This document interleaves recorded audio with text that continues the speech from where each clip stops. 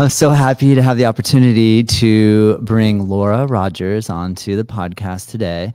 And Laura, thanks so much for joining me here in the studio.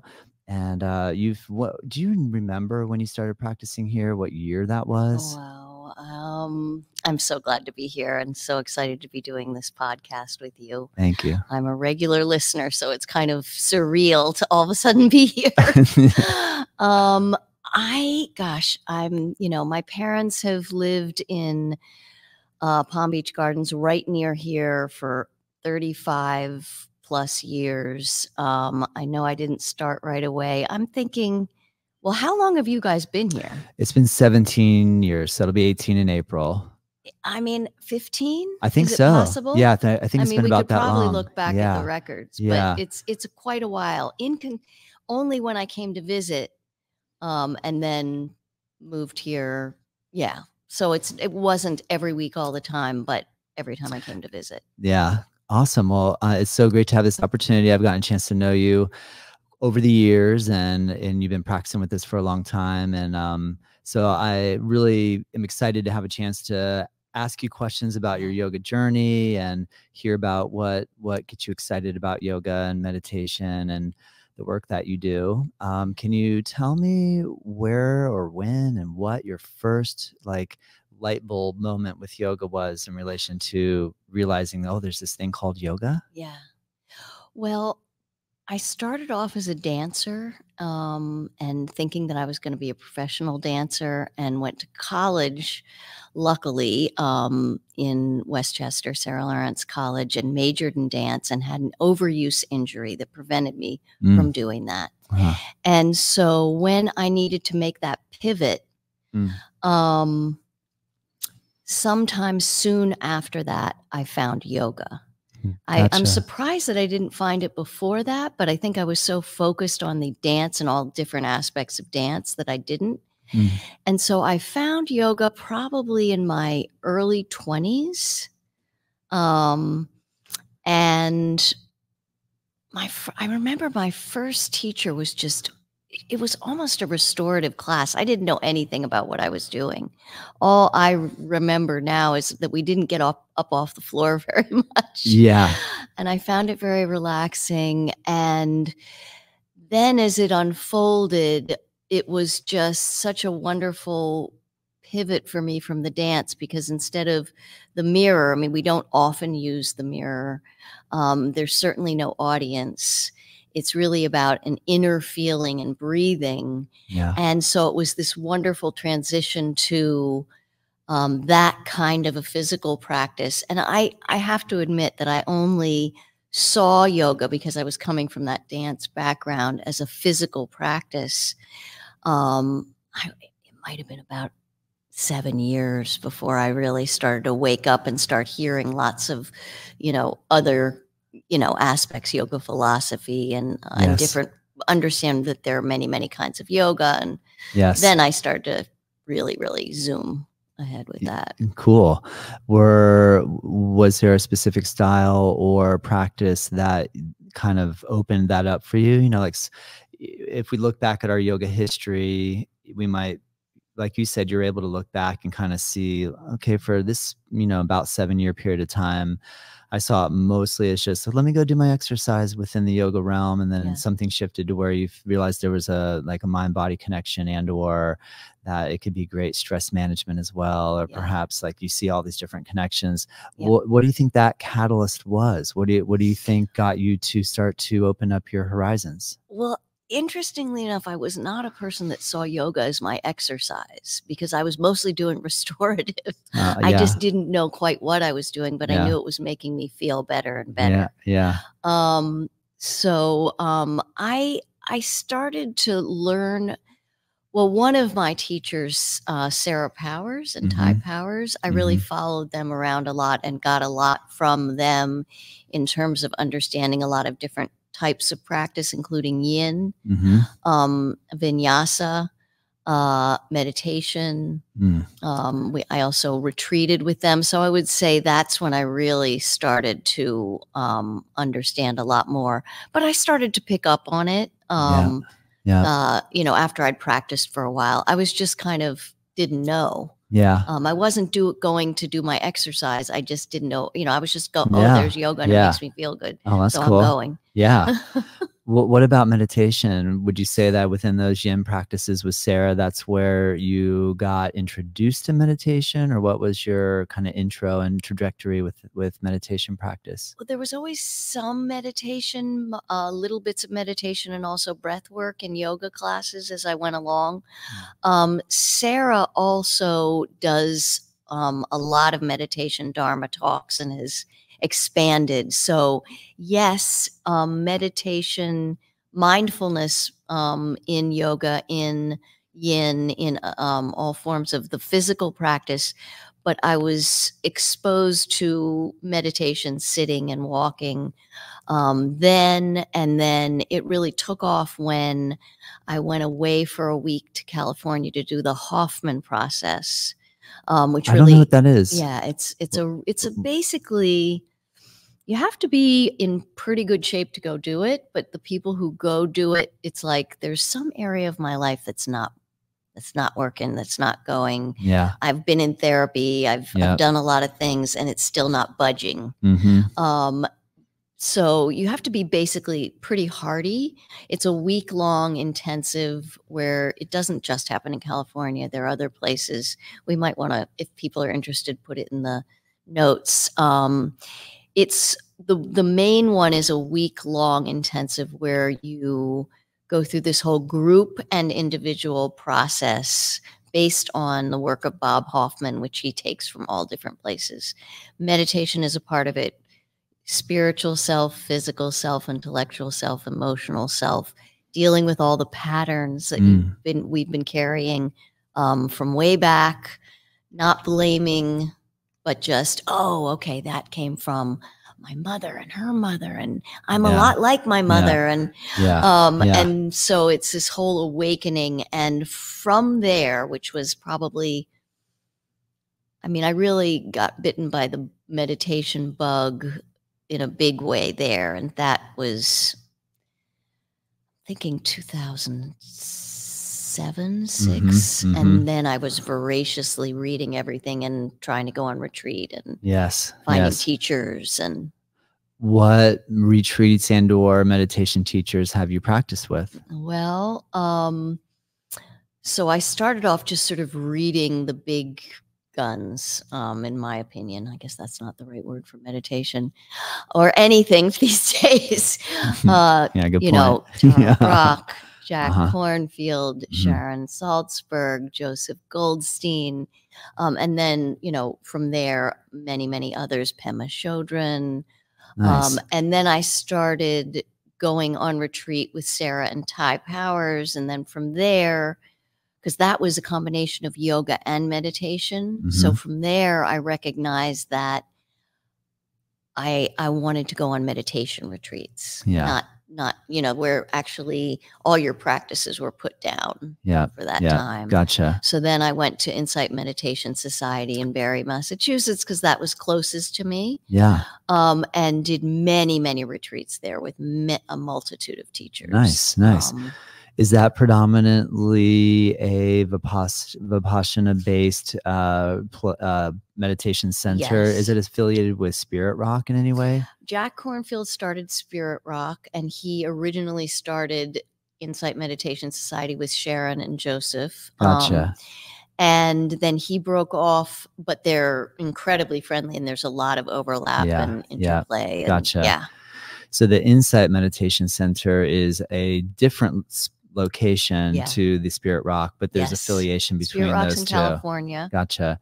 And these are like silent meditation retreats, or is it that you silent during the day, can talk at night? Because I've heard like with Vipassana under Goenka, it's like a 10-day silent retreat, like full silence, no breaks.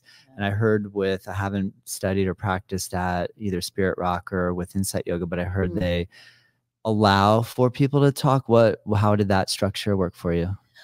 Well, Insight Meditation Society, that's all different retreats, same thing at Spirit Rock, but Yeah. if you're doing a silent retreat, Gotcha. the first day you get there, you hear about what's going on and you understand the lay of the land, and if you're returning, then you kind of know all of that. And then, yeah, you go into silence Cool. that night, Yeah. later into the night, and then Yep. however long the retreat is, you're in silence until, you know, at some point towards the end, Yes. almost at Yes. the end. Gotcha. What is your experience with silence? Well, everybody always says when you're getting ready to go on retreat, oh, have a nice, relaxing time. Yeah. And you know, if they've said that, they haven't done it. Yeah. That's a good indicator, because it's really challenging, right? It's Have very you hit? challenging. Yeah. Yeah. Well, the interesting thing for me is the not talking is the easiest part. For Yeah. me, that's like, oh, a nice relief from the social stuff and the Yeah. just putting all of that down, the social niceties. You don't even, you know, make eye contact with people too much, and you kind of know that's the deal. Yeah. And that is a wonderful relief. You know, like with sitting in meditation, except for longer. You know, when I sit in the morning, and I have a practice where I sit every morning, whatever's going on, you know, whatever emotionally, physically, in my mind, that's what's going to be there. You know, Yeah. I mean, we Yeah. know that we Yeah. don't sit down in meditation and try to have an empty mind, because Yeah. the mind doesn't Yeah. empty. It's not what it does. Yeah. On the other hand, I don't want to follow all the stories and sit there thinking about things, because that would just be what I would do in my car driving. Normally. Yeah. So, you know, when I go on retreat, things that I may not even know are lurking under the surface. It could be extreme tiredness. It could be some physical pain. It could be emotional stuff. Some stuff that maybe I even thought was worked through might reappear.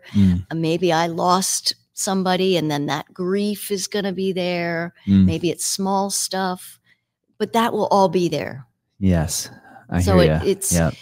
So that there are moments of joy and like, you know, taking a walk and, oh my God, this is so beautiful. And I love the world. And then the next moment, oh my God, I can't sit through this 1 minute longer. Yeah. I've done 10-day retreats. I haven't done longer than that. And there was a time on a 10-day retreat in the middle where all of a sudden I start to miss people, my family. I want, you know, desperately. Yeah. That's one of the things that happens for me. And Yeah. I literally, at one point in the very middle of one retreat, just lay on the bed and hung on, because I wanted to run out, because and the interesting thing is that when I do get out, and when people get out, pretty much the world is going on as it was, and you call so-and-so and they say the same annoying thing that they did the last time. And you're like, why did I want to see this person? Oh, my mom. All right. I love her. And you know, what was the rush? Yeah. So it was probably just a feeling of, I miss the people I love. And, you know, could I just be with that instead of need to act on it and make some, you know. Good point. Good point. I remember one time doing a 10-day silent retreat up in Georgia, and we were maybe in day like 5, 6 or so of 10. And there was these 2 fighter jet planes that came really low to the ground and blasted by. So like everything had been really quiet up to then. And there also was, I don't remember what year this was, but there was a lot of, well, maybe it was like yesterday, a lot of tumultuous news. Like there's, I don't know. I just remember my own mind, my own story I created off of these 2 jets coming really low and blasting past, like this feeling of like, are we at war or something? Like what's going on? And then no one talked. And by the end of the 10 days, when everyone told their story of what they thought actually was going on when those planes went by, it was so interesting. Like the insight of the stories of like what we created. And it was just a basic flyby. It was no, you know, but it is amazing when you're not able to kind of share stories with other people in that moment, and how much the mind will take that particular event. And, you know, it's really insightful, right? Like you really kind of see where your psyche is at when that's going on. What other type of things have you noticed in relation to you know, studying your own psyche / meditation? I mean, that's why it's insight meditation and, Vipassana. Although shamatha is equally helpful, having an anchor, staying with the anchor. I move through a lot of different practices in my morning meditation, depending on what I need. But I end up with more of an open, I get to see how my mind works every single morning. And I get to see what I call like the top 10 hits that just come on back every time. My mind loves to chew on things. It wants to work on something. I go to sit down. It wants to organize something, plan something. It could be the littlest thing to the biggest thing. And what I've learned is, I mean, of course, not to banish it, not to make that bad or that's I'm not meditating, but to recognize what it is. And then also, I sort of have been lately welcoming it in to kind of just be there, not to make a story or go with it, but just welcome it in to kind of be there. And then what else is here? Yeah. And generally, what I'm finding, an insight just recently, is that is a way that I keep myself feeling safe and in control. And that's been going on probably since I was very small. Yeah. And that my mind is used to doing that. It's, and that there's anxiety under there and there's probably fear. Yeah. And so then I can just welcome that in and be with that. And that's giving me a sort of an insight of where I'm at that day, but also who I am and how I live and how I've, organized myself around dealing with that backbeat of anxiety that I think is with me a lot. Yeah. Good. So that's just an example of. Yes. What time do you start your day and or meditation practice? Well, I don't want to scare anybody. I'm an unusual. I'm a very strange bird when it comes to this. Tell me. I love the early morning. For me, that works just so beautifully. And even if I have time later in the day, I may meditate later. I start with a bunch of practices. I do some readings. I do a little chanting. I do a little pranayama. I do some things laying in my bed before I get up, brush my teeth and whatever, and then go sit on the cushion. And the amount of time depends on what I am able to do, what I need to do, what feels right. Sometimes I would like to do a yoga practice in the very beginning of the day because not sure when that'll happen. Yeah. So I start off very, very early. It's before 5. I won't scare anyone by going. Before 5. Yeah. But it's so quiet. Why do you think it would scare somebody like that you think people might judge you for being crazy for getting up are you willing to share what time do you have an alarm that goes off or do you naturally wake up? I do, but I probably naturally will wake up. Yeah. It's not that I'm worried people will judge me. I would love for as many people to avail themselves of some kind of meditation practice as possible. Because I think it makes the world a better place is my hope and my dream. And because I may start off sitting because of my stress or my thing, but it ends up opening my heart and helping me to see that I'm all a part of this huge whole. So I just don't want anybody to think that there's a way that's a good to point. do it. It doesn't even need to be morning. It doesn't need to be long. It doesn't, it's whatever works, but consistent. Even if it was 5 minutes. I mean, sometimes I will sit for a period of time, set this timer. I always have a timer, so I don't just get up when the mood strikes because that's not a good idea. And get up, go have a sip of water, go sit back down and have another period. Nice. That's cool. Sometimes that works for me. That's cool. And I agree with what you're saying. I mean, I think like you're right. If you're hoping that more people would like to meditate, if they hear just taking a random stab that like say like 12:30 in the morning or getting up, like I doubt it's that early, then they're going to go, that's clearly outside of the realm of realistic for me. And so I understand what you're saying. I think that's smart. That's cool. And it is for a lot of people. So yeah. Yeah. How has your yoga practices evolved over the years? No. So I know that you, like you said, you started with like restorative style. You've gotten a chance to practice yin.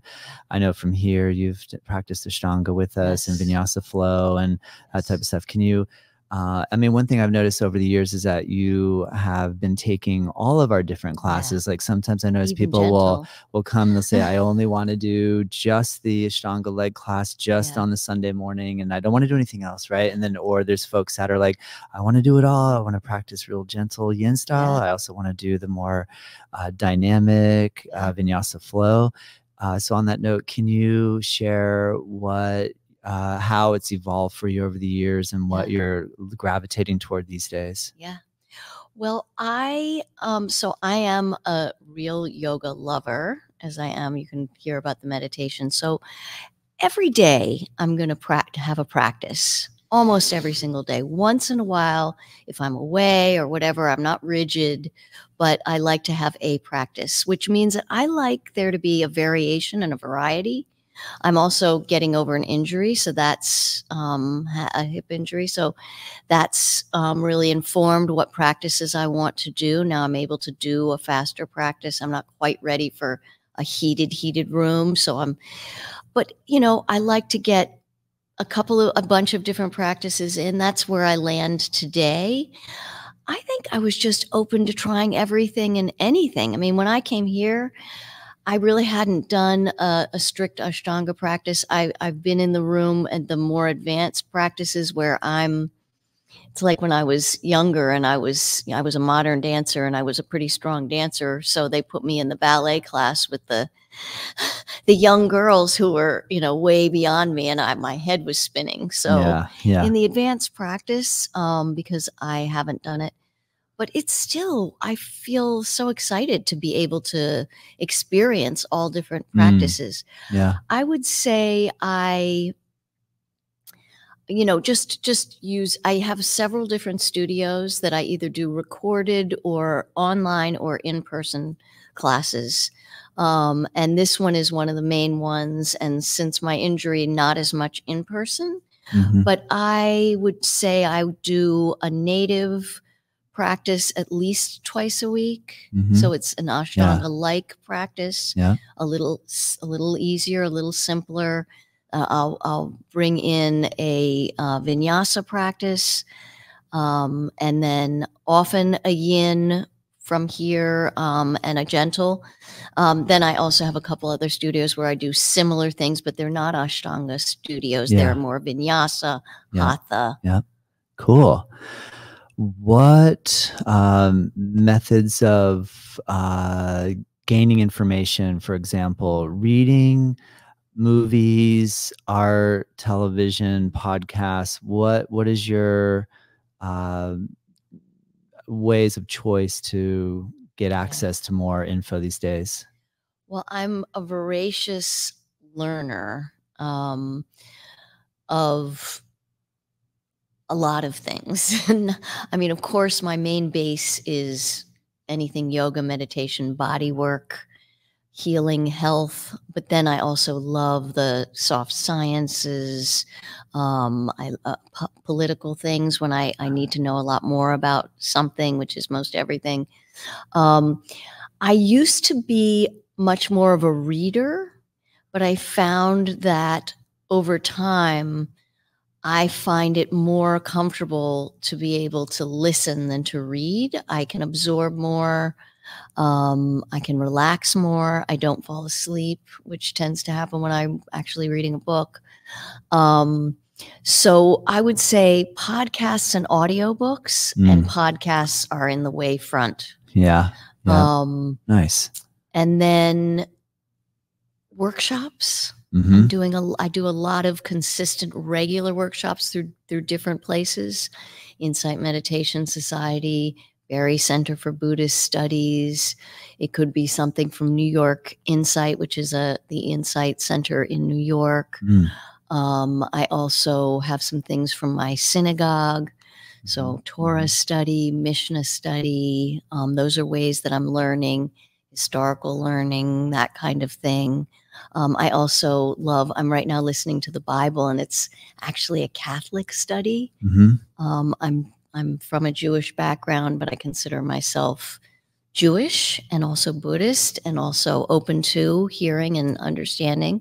So I'm listening to that so that I can really understand the New Testament. Interesting. Yeah. I haven't listened to the Bible on audiobook yet. I've read the Bible from front to back. Yeah. But I've never listened to an audio version. What version are you using? So it's one I just started, and it's this pastor. I'm going to have to look up his name, but basically he reads and he does every day for a whole year and completes the Bible. He's about to end it, and I just started, so I'm going to start again, which I'm actually looking forward to the Old Testament, because that's what I'm used to. Yes. But then he explains from his perspective. Yeah. And so the only thing that's, I'm open to everything, and I don't want to miss the message for, the way in which it's talked about. Yeah. There's a little bit of this that's about like, we are sinners and we're going to become good, which is the opposite of the way that I just have, through my own experience, come to know that I feel like we're born good and we're good, and then we just get covered over with all kinds of life and things like that. So I'm not on board with everything, but I'm learning.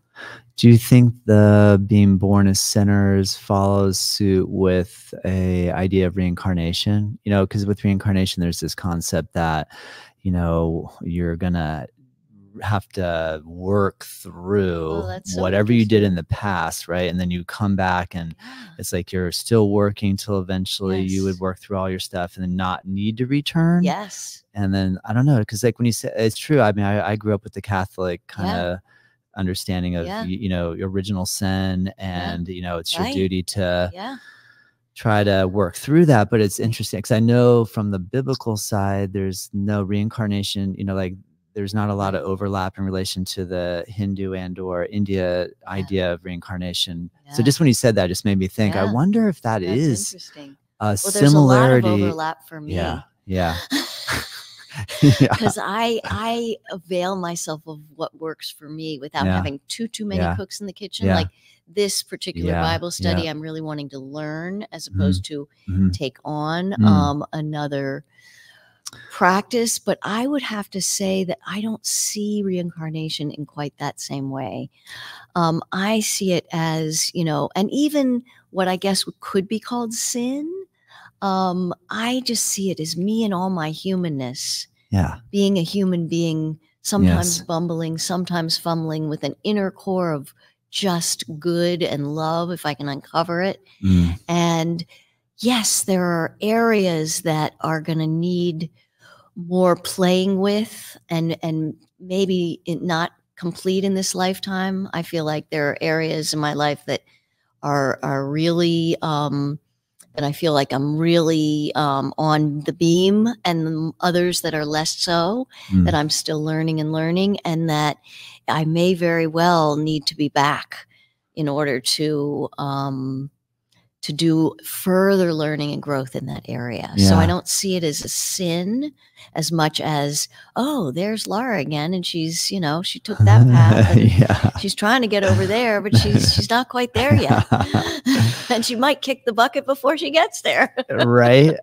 I like that. I think that's a relatively compassionate outlook, because it is a little harsh to be like, you're born a sinner. Because you're right. When you hold a little baby, you don't, that's not what I think. I see like innocence, and I see this incredibly precious human. So nothing's really other than crying and just eating and sleeping, and it's just so raw and natural and simple. It's hard to imagine have personalities, and we may have things that we tend toward, and yet there's that goodness, and something I've learned in my 58 years. I learn a lot better. I handle challenge a lot better. I come to things in a much more flexible, open way when I love myself through it and to it. So any kind of harsh criticism, name calling, beating myself up, getting mad. Oh, you did that again. Even if it's something I've done 100 times, I find that my learning is only stunted because then I've got to deal with I'm bad and wrong, and there I go again, this other thing. Yeah, good And point. so I'm just really learning to forgive. You know, Tara Brach says forgiven, not settle back and, oh, it's okay. Yeah. And now I just say, oh, well, I just yelled at my partner again. Oh, well, no, but forgiven, there I am in all my humanness. And how can I, do this a little differently? Yeah. Next time, what about even this time? What could I do now? Good point. That would, how could I? So that's sort of the way that I'm learning to, just because I don't learn well. I don't learn well when somebody else is criticizing me, and I don't learn well when I'm criticizing me. Yeah, good point. Are you a vegetarian? I'm actually vegan. Is that No, I wouldn't even say plant-based. I would say vegan. Okay. Yeah. Are you, is that mostly out of a philosophical backing, like you just care for animals and choose not to ingest them? Yes, I care for all beings, and I don't want to harm, and I consider animals in the spectrum of all living beings and actually not lesser than us. So I don't want to eat them. Understood. Like I don't want to eat, my son either. Yeah, good point. On that note, when you read Old Testament and we hear about these animal sacrifice and that That's way of appeasing God, and what do you how do you think, what do you think that was, or like why? What do you think the storyline behind that sacrifice would be in relation to appeasing an intelligent force beyond? Because I encountered this. I got a chance to travel through Africa, and I met somebody who had his wife was really angry at him, and so when he went to his mentor, they decided to sacrifice a goat because they figured his wife was possessed by an evil spirit because she was mad, and that this sacrifice would fix that. Which, from it was interesting because when I saw that, I thought, well, why wouldn't I like take a look at myself? Like if my wife is mad at me, instead of sacrificing an animal to try to make her not mad at me, I probably could change something about me, and I bet you she'd be less mad at me. So I just thought it was a really interesting kind of deflection. And I just wonder if maybe the thought that by making an animal sacrifice, such as Old Testament times, was like a deflection.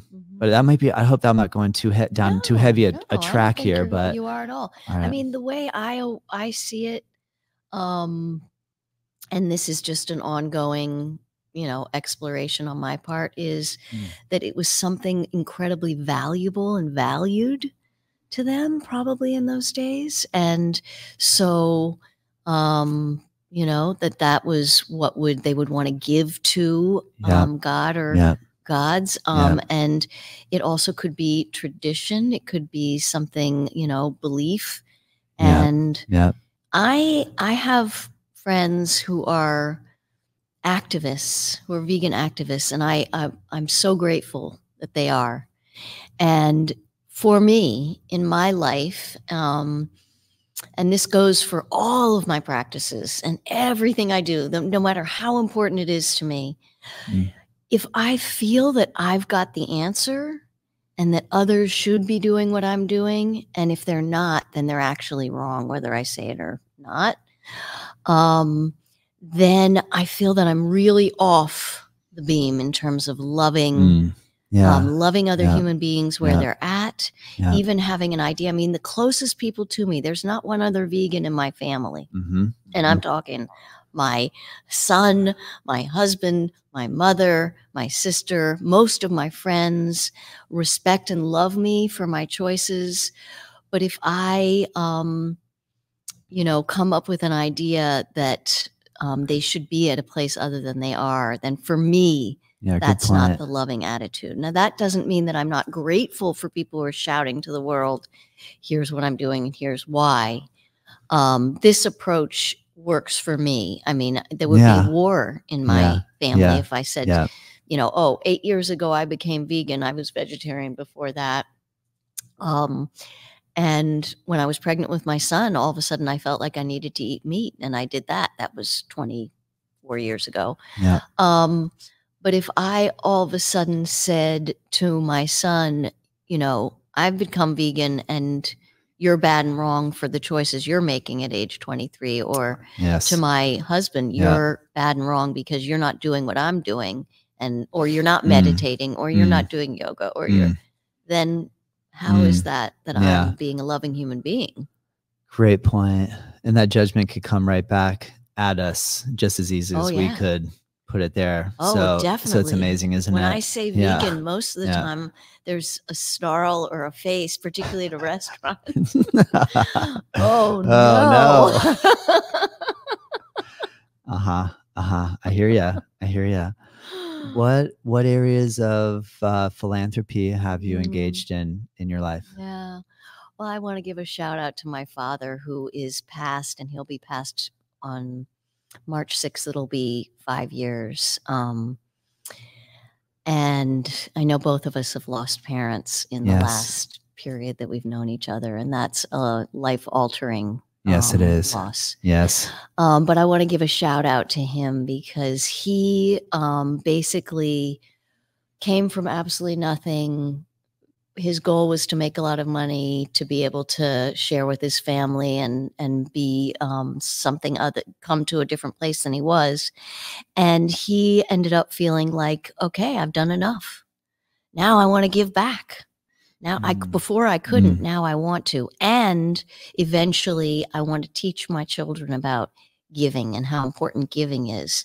And particularly, because I do come from a family of some wealth. I'm going to be just particularly honest about that. I used to have guilt, even shame. How come me? And there's where maybe we could bring karma into it. If it's just that, all right, there I am. Yeah. But how do I utilize that? You know, I'm not as wealthy as my father, but I want to give back. I want to give back with volunteering, with my own work, but I also want to give back with funds that I can.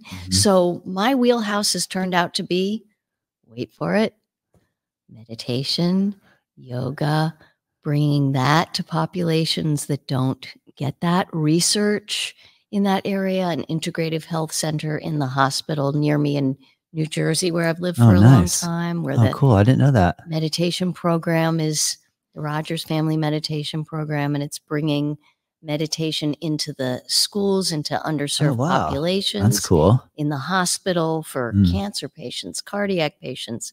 Doctors are on the board of this integrative health center. It's for the frontline workers. And that's one of the places. So that tends to be my wheelhouse. Nice. But I'm also care deeply about anti-racist, and I have an organization that I think just does so many things out of Brooklyn, Vera Institute. So I've got my hand in a couple different places. And now that I'm here in Juno Beach, I'm looking for local. So the West Palm Beach Library is a place now I went and visited. They have a wellness program.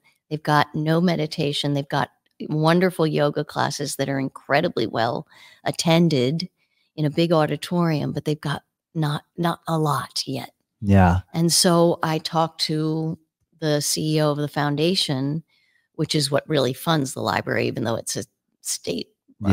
Yes. And said, you know, can we talk about meditation here? Can we talk about yoga? Can we talk? Because you've got a huge auditorium and tons of people coming in. Yeah. So if you did more, I bet you'd get more people. Yes. And they've got all kinds of art going on there. And so that's kind of the way I find and he's interested. He's very interested. So I'm like, nice. What would we need to do to support that, to get a couple more classes in there? And what about meditation? And so that's kind of how I find my way in. Nice. Have you ever taught a meditation class and or yoga class? Everybody always asks me that. I feel like I connect people. Mm. I've chosen not to take a teacher training in yoga, but that doesn't mean that I haven't and don't do a lot of learning. And one of my I have a 2-teacher monthly practice where we have a Dharma talk and discussion. I've done a lot of learning about learning from the Bhagavad Gita and the Yoga Sutras and just over the years of yoga. But do I teach? No. I am of the feeling that teaching is something that is a very special, very, very special, and that I pick and choose who I take my classes with because I feel like the teachers that I do bring something really special. So it informs my life, but I don't teach it. I hope I bring something to my life and to the people in my life. Meditation, I've dabbled in it periodically, but I kind of feel the same way. I'd love for the people who are really expert and really bring that special sauce to it to be doing it. I hear you. Great point. I guess I was just imagining or seeing you like leading one of the classes at the library. If you, I just was curious if you've ever attempted doing that. Would you be open to doing that if the director said, Laura, we'd actually like you to teach a meditation class once a week? Is that something that you think you would be open to, or would you prefer to hire somebody else to come and do it? I'd probably get someone else only because they want consistency over a whole year of we want you to do this twice a month for a year. And I would worry about not being able to be that consistent. Other than that, I would absolutely say yes. That's cool. I was curious. Yeah. And you mentioned at the hospitals that you've been able to implement some meditation and or mindfulness practices. You called it is it the Rodgers method? Well, it's the Graf Center for Integrative Health in Englewood Hospital. And then within the Graf Center. Where's that? Where's Englewood? So that's New Jersey. Got it. That's where I have been for many, many years. Got it.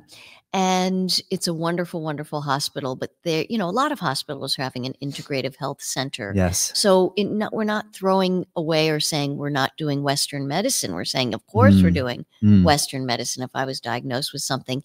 And would I want to integrate nutrition, acupuncture, meditation, yoga, massage?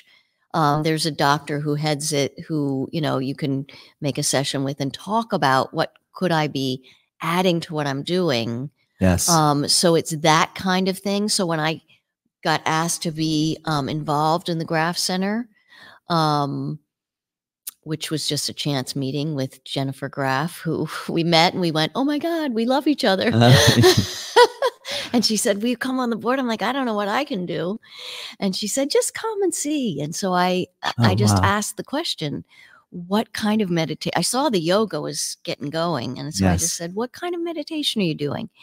Couple of things here and there, but not much. Gotcha. And I really felt like in these days, we know so much about meditation and healing and health. Yeah.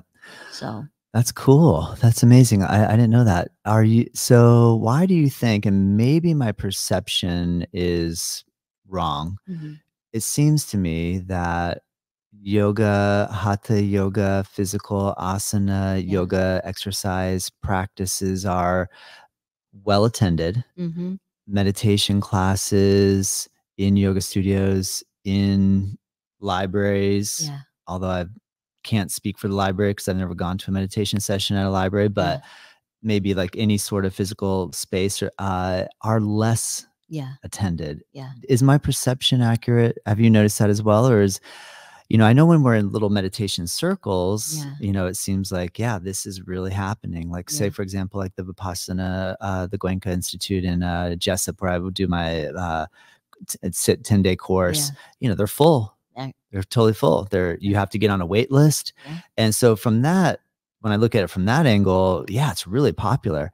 But then from the yoga studio side, when I offer meditation classes, it's just, I don't know. I just wonder why is it not so entertaining or interesting? Now, I think I know the answer. because to sit quietly Yeah. and do absolutely nothing Yeah. is so different to the way our culture is wired. Yeah. So I see why it's challenging. I can Yeah. understand why meditation, it seems more challenging than a physical practice, because a physical practice, there's constant movement Yeah. and there's less, like, I can still be distracted, even though I know in the higher forms of an asana practice, the idea is that it would help to calm the mind through treating each yoga pose as a meditation Yes. pose. But I was just curious what your thoughts are on that in relation to what you've observed. Yeah. I think you're hitting the nail on the head in terms of in a yoga studio, you've got people going who are now I happen to think, and especially in at Native Yoga, that the Ashtanga or Ashtanga like practices, the practices where I think it's a mindful practice. I mean, that's one of the things I love about it. It's a very mindful practice. And so, but I'm getting off the point, which is yes, I think at a there I'm in plenty of places, but they're meditation centers. They're all different meditation centers where the classes are quite full and packed. Either retreats or workshops. I mean, I go to a Friday workshop that's got close to 30 people in it every Friday online. But I think it's a challenge at a yoga studio because I'm not sure everybody who's going there is interested in meditation. They're Yeah. interested Yeah. in. That's why I think it's nice Yeah. to sneak in a little bit. Mhm. When I- you're in the beginning or in the end. I mean, I Yes. have some teachers. Now, this is just me because I'm obviously a meditation junkie, but I have teachers that start with some real sitting, could be 5 minutes. Yeah. Yeah. Um Yeah. and end with, I mean, what's shavasana? Yeah. I mean, shavasana Correct. could be, Correct.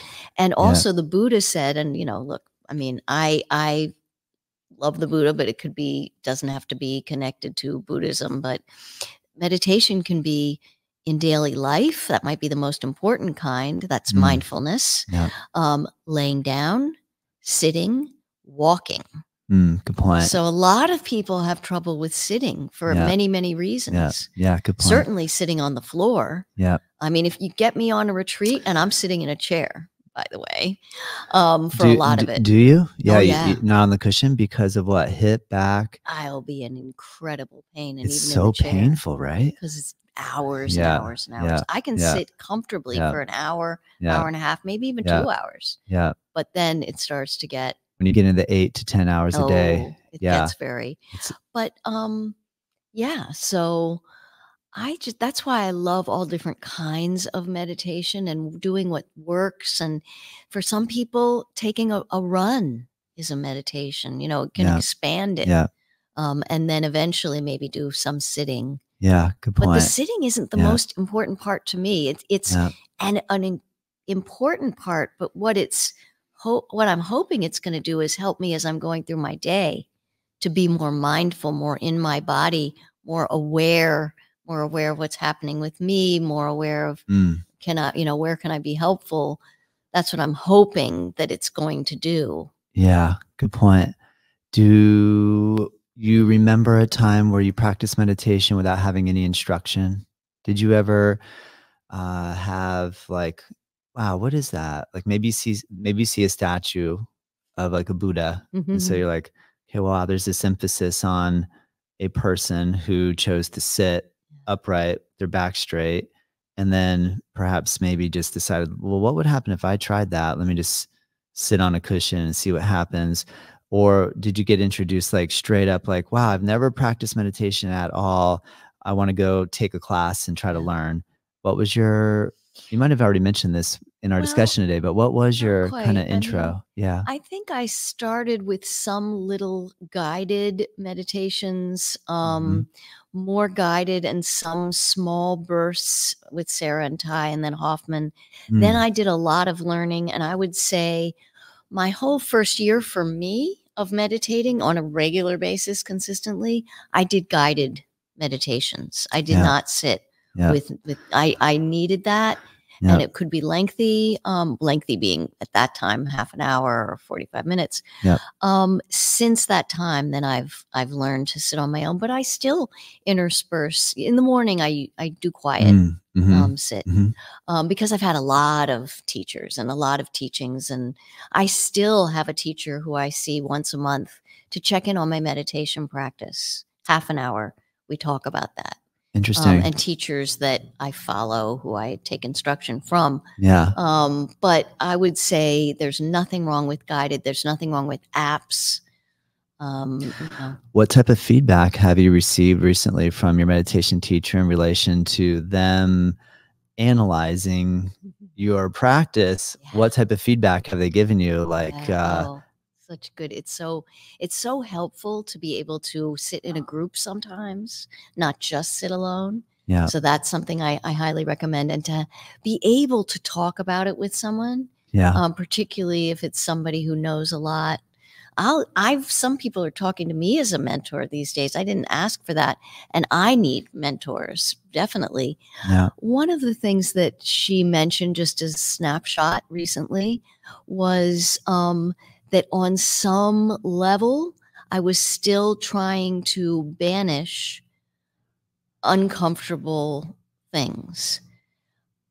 I had the right idea or a healthy idea of, okay, come sit. But it was sort of like, sit down, shut up, I'm meditating. I mean, on some level. So she helped me to sort of see that. And that's why she uses this sort of open pasture. Let's welcome in this thing, allow it to sort of be here without making a story with it or going into it. Okay, that's here. And what else is here? Yeah. So that was the latest thing that's been so helpful. So I always bring something she taught me and try to use that, and then I'll check in with her again. And I think I have a check-in with her maybe in 2 weeks. That's cool. That's cool. I see what you mean. I think that is important. Yeah. When you look at, say, current world events, do you think that there is more violence now, equal violence, less violence? Because I hear so many different opinions about this. Sometimes I'll hear somebody say, like, we have more food on the planet. There's less food insecurity than there ever has been. Even though we see isolated events of violence and warfare, that it's less than it actually was. I don't know, give this 1,000 years ago. I don't know how you would even measure this. I mean, I know this is what a like deep little trench to dive into, but I guess more the question, if I keep it direct and simpler, how are you processing current world events? Well, I can answer that in a couple of ways. One is, I'm no expert and I don't know whether it's more or less.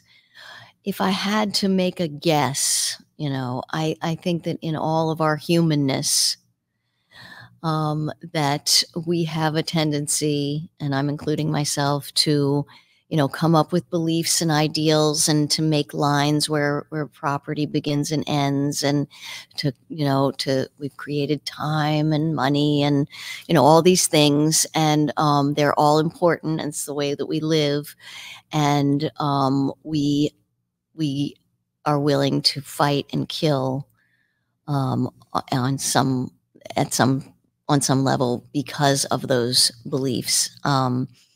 And that's been going on for a really, really long time. And my hope is that there are more and more of us who are wanting peace and healing. And yet I totally understand. I mean, my position is I feel for all aspects of any kind of war.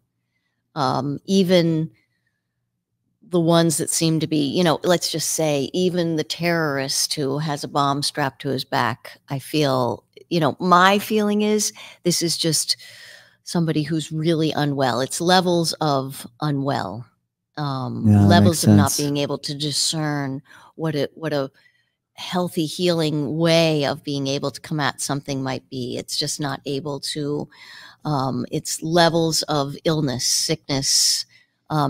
It's primitive to, if you say something, Todd, to me that I don't like or I don't agree with, even if it was something like, Laura, I don't like, your yoga practice sucked the other day, which you never say. If I turned around and give you a punch in the face, I mean, that would be out of our realm of possibility, right? I would want to hear you. I would work to open myself up to what is Todd trying to say to me? Okay, the delivery was difficult, but what can I be learning? Okay, that hurt my feelings. I might say, oh, Todd, that hurt my feelings. I'm not saying in Gaza, they're going to say, oh, that hurt my feelings. But I'm just saying these are different levels and very human. Yeah. What I can say for myself is that I have a very specific amount of news that I ingest, and in a certain way that I ingest it. I in the morning, I do read and take at least 15 minutes. It could be 20 to go through what's going on. I have certain sources that I feel like are giving me the whole picture. And then unless it comes to me, I don't go and I don't watch any news. I don't watch images. I don't watch images of factory farming either. I understand what's going on, and I just feel that it's not going to be, I don't need that kind of shock to know the devastation. And I feel that it will hinder me from bringing a loving presence. I've accidentally seen a couple of some when I was watching interviews to try to understand more about this instance, Ukraine or the Gaza Strip in Israel. And, I feel that I don't need to see that to know what's happening. So for me, that's interesting. I like that you're bringing up that you have almost like the same way we would work with our diet, the consumption of information, doing it in a way where I have a time of the day I do it. I have an amount that I need. I am able to recognize when I'm full. I could overeat and just keep going. And even though I'm full, I just love the satisfaction of consuming. And so then from an information perspective to develop those types of skills. That's been really important for me. I think it's different for different people. I mean, I come from a family. I grew up in Washington, D.C. My mother was in politics. She loves to hear, throughout the day, even if it's the same stuff, and that works for her. And she doesn't seem overly upset by it. But I also know a lot of people who are consuming without being aware, and so not making healing, healthy choices for themselves. So I think it's just really important to be intentional. How much do I want and need? And what is good for me? Yeah, good point. I did hear the argument too the other day, newspaper article that I read about someone saying that the images that, they control what images we see. So, when a journalist, say the photographer goes in, takes pics, then the media will filter through and decide what is appropriate for our consumption. Definitely. And the argument was made that perhaps we would have less war if we saw the reality of what it looks like, that we'd be a little more connected to it versus, it's like, if I don't, like, if, because it hurts to see it, right? It's painful for some of us.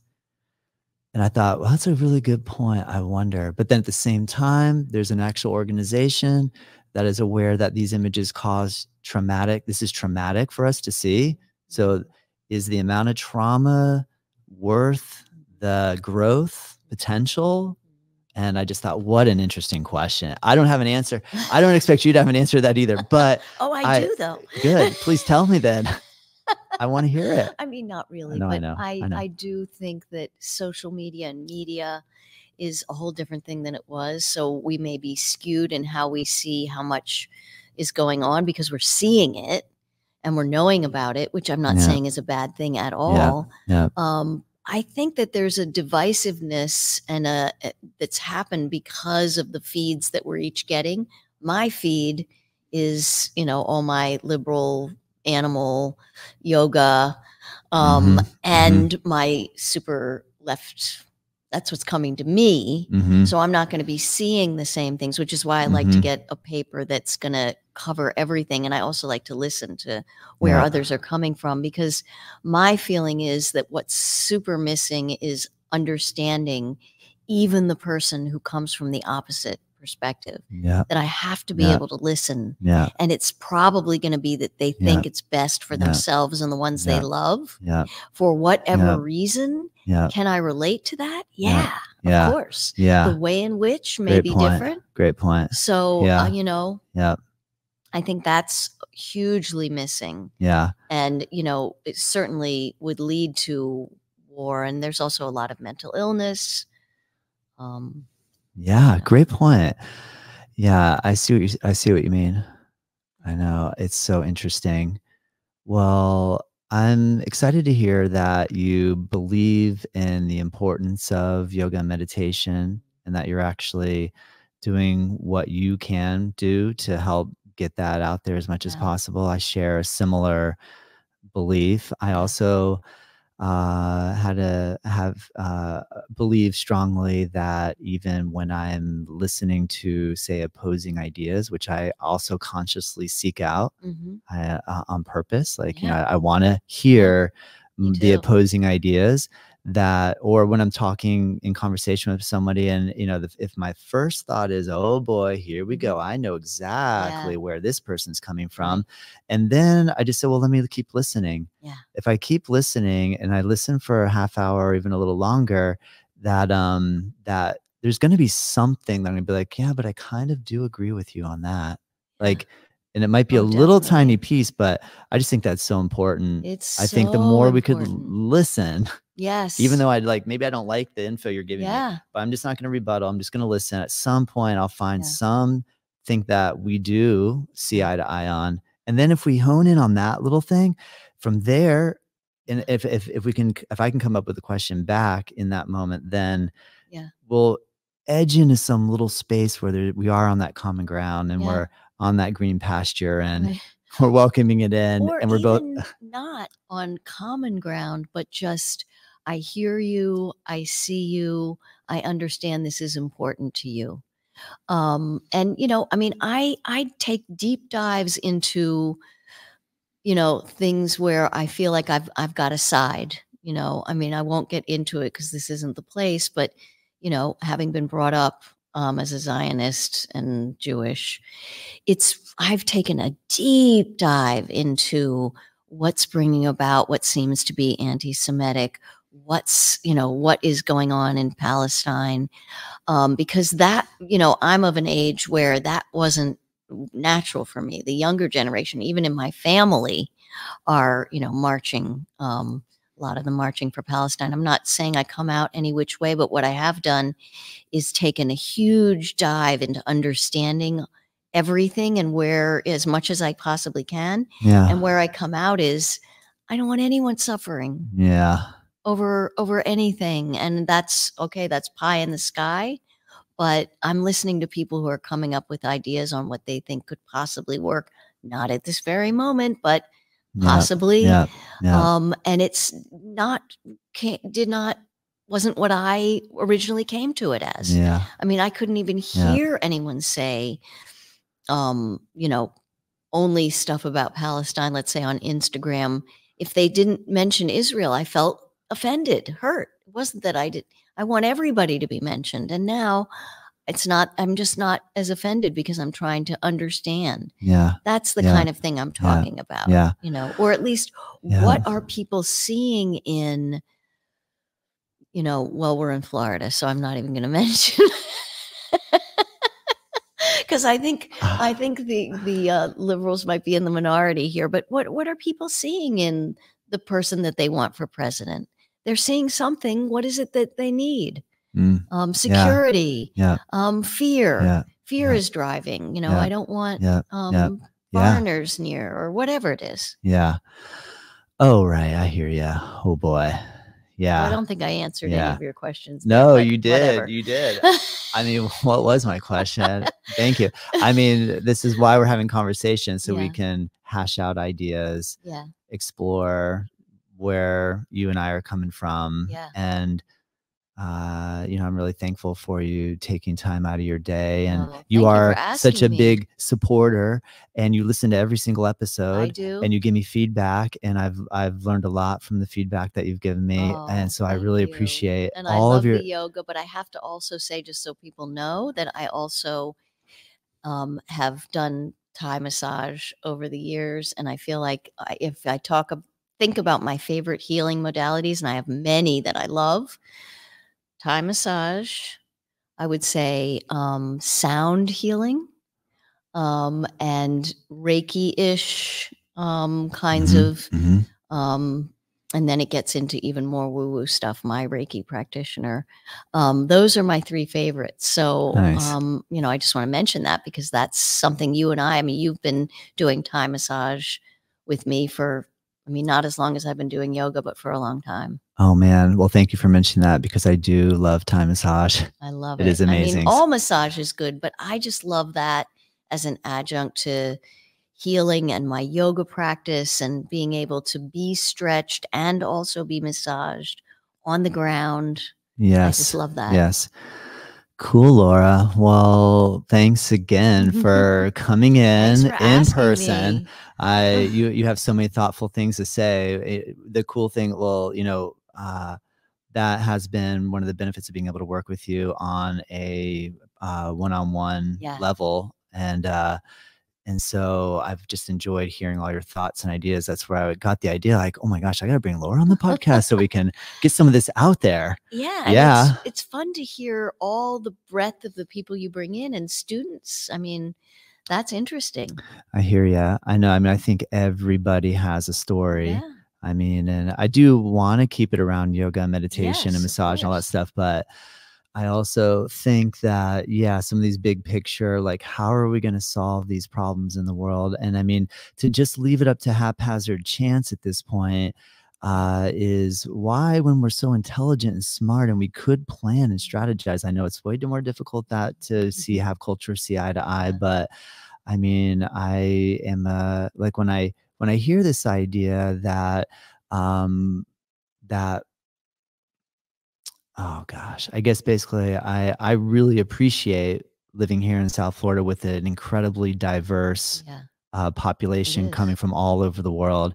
I love this. I think this is incredible. I like having a really diverse mixture of people and ideas and religions and philosophies and levels New Jersey and New York is well represented around here. Connecticut, Massachusetts, and California, but everywhere, Texas, right? But Iowa, your students also would be talking about their yoga practice. Like you asked me, how did you start at this? How does it feel? You could be someone who's just done it for a year. That's fascinating. Truly. What made you decide now at age 50 to start doing yoga? Or you're 20 something and you're doing this intense Mysore practice? Yeah. I should find somebody that's never done yoga and bring them on and see, and ask them questions like, are you scared to try it? I'm like, they'll probably say yes. Because you guys all look crazy. I don't want to get in that craziness. But no, I don't think people look at, yoga has there's such an interesting perception on yoga.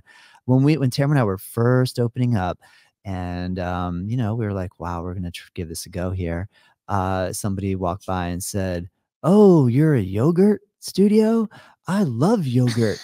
And I was like, oh no, how is this going to go? Like, no, it says yoga. And I was like thinking, like, this is going to be tough, but now it's part of what everybody knows. I think so. I think so. Yeah. Right. Truly. Right. You have made a decision not to because, like with meditation, thinking I have to clear my mind, like with yoga, thinking I have to be some particular body, or I have to be able to stretch, or this or that, which we know is not true. That's true. Yeah. Well, good point, Laura. I'm so excited to have this opportunity. Thank you so much for joining on, and I will bring you back again, and we'll cover some more. Okay. Thank you. All right.